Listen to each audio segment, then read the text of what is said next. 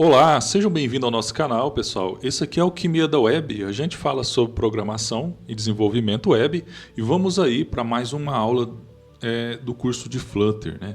Hoje a gente vai falar sobre estruturas de repetição, né? A gente vai falar aí sobre dois operadores muito importantes, que é o for, né? E a gente tem também o while, né? E no Flutter, em qualquer linguagem de programação, esses dois operadores também são muito importantes porque eles são responsáveis por listagem, né? Você pode listar alguma coisa ali, listar sequência de números, listar itens de uma lista, por exemplo, lista de usuários. Então vamos lá então? Pessoal, antes de tudo aí, eu peço que você se inscreva no nosso canal, se você não é inscrito, né? Isso é muito importante, motiva a gente a continuar a fazer mais vídeos aí de Flutter e de programação, né, para passar mais conteúdo de qualidade para vocês. Então vamos lá então. Nesse vídeo nós vamos falar sobre as estruturas de repetição que a gente usa bastante na programação. A gente tem duas estruturas muito importantes de repetição, que é o for e o while. O nome já diz, estrutura de repetição é quando você quer repetir alguma coisa, tá? Na prática eu vou mostrar para vocês. Mas basicamente é uma repetição de alguma coisa que acontece. Uma lista, por exemplo, tá? Uma lista precisa ser repetida para você ler item por item dessa lista. Então eu vou fazer uma forma mais simples, que é por números, tá? Vamos repetir números. Vamos imaginar, eu vou criar uma variável chamada número, e o número dela vai ser 5, certo? O que eu preciso fazer para repetir? Eu preciso contar esse número, um por um, até chegar no 5.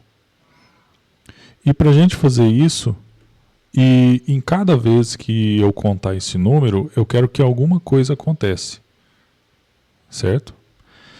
Quem pode fazer isso por a gente? O for, como eu já falei, que a gente usa dessa forma, tá? Então, eu vou explicar para vocês como que ele é composto. Vocês podem perceber que esse for aqui, ele tem esse comandinho for, e aqui ele tem um comandinho, ó, que ele fecha e abre, tá? Ele fecha e abre. E aqui, ó, a gente tem esse cara aqui, ó, var1, var_i. Ele cria uma variável com valor 0, tá? E aqui ele fala o seguinte, ó, essa variável só vai acontecer alguma coisa aqui dentro se esse i aqui for menor do que esse count. No caso, esse count é o número que eu criei aqui. Vou até substituir. Então aqui eu vou até substituir esse i por contar. Então ele vai contar um por um, e o contar ele precisa sempre ser menor do que 5, tá? Porque esse é o valor aqui de 5.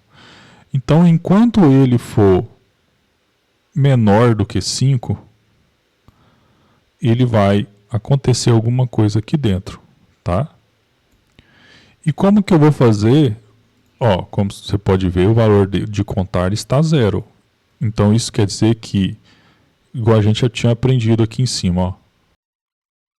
Lembra que se um número for menor do que o outro, ó, no caso 3 é maior do que 2, vai dar true. E vice-versa. Então ele está usando aqui um menor também, ó. Ele está usando esse menor aqui também. Ou seja, o contar, que agora, inicialmente, o valor dele está 0, tá? Ele sempre vai ser menor do que 5, né? Porque o número é 5. Então, o que eu vou fazer esse contar 0 deixar de ser 0? Vai ser esse cara aqui, ó. Quando eu coloco esse mais, ele significa que ele está adicionando 1 de cada vez. Tá? Então, o que o for faz? Ele adiciona 1 no contar e até ele chegar menor do que 5. Até ele chegar menor do que o número. Vamos fazer na prática? Então eu vou colocar um print aqui, tá? Então se eu vou até atualizar aqui, ó, e ele vai, como você vai poder ver, ele contou, ó. Só que ele começou do 0, lembra que ele... Eu vou deixar ele começar do 1, que fica bem mais fácil para a gente entender. Se ele começar do 1, ele só foi até o 4, porque ele precisa ser menor do que 5, tá? Se eu alterar aqui, ó, igual, ou menor ou igual, aí ele vai chegar até o 5, ó. Então esse aqui é o for, muito importante, que a gente usa no dia a dia. A gente tem um outro também, que é o while, tá? O while, a gente usa ele dessa forma aqui, ó. Então a gente tem uma... Ele também é um condicional, tá? Então eu vou até usar o número que eu tinha colocado aqui, ó. Vamos imaginar que ele começa com 5 também, tá?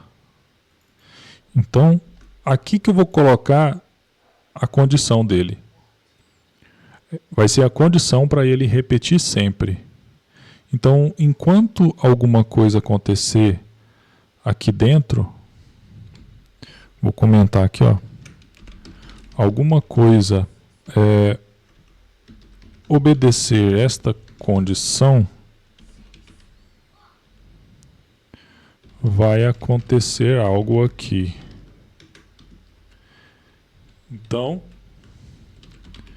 enquanto obedecer esta condição que vai estar aqui dentro, pessoal, vai acontecer alguma coisa aqui. Qual seria a condição? Por exemplo, o número 5 for menor do que 10. Enquanto o número 5 for menor do que 10, vai acontecer alguma coisa aqui. E como que eu faço para ele alterar para ser maior ou menor do que 10? Aqui dentro, ó. Então toda vez que ele entrar aqui dentro, eu vou colocar um mais. Então, enquanto o 5 for menor do que 10, vai acontecer alguma coisa aqui. Então vamos contar. Aqui ele vai alterar, como você pode ver. Veja que ele contou até 10, ó. Mas ele partiu a partir do 6, porque ele iniciou com 5. Então, se eu colocar 11, ele vai até o 11, ó. Então, enquanto ele for menor do que 11, vai acontecer alguma coisa aqui. Então, essas são as duas estruturas de repetição que a gente usa bastante, o for e o while. A gente tem outro cara que também é uma estrutura de repetição, tá? Usado na própria linguagem Dart, certo? Não é em todas as linguagens de programação. Por exemplo, em PHP, na linguagem de programação PHP, não tem esse cara aqui. Então esse for é esse aqui, ó. O que ele faz? Ele faz da mesma forma que o outro for, tá? Só que ele dá uma praticidade menor. Então a gente tem aqui, ó, esse cara aqui que é um collection. Esse collection, pessoal, ele é a gente pode definir ele como uma lista de números. Então aqui ele é uma lista e esse elemento aqui, ó, é o valor de cada um desses aqui, ó.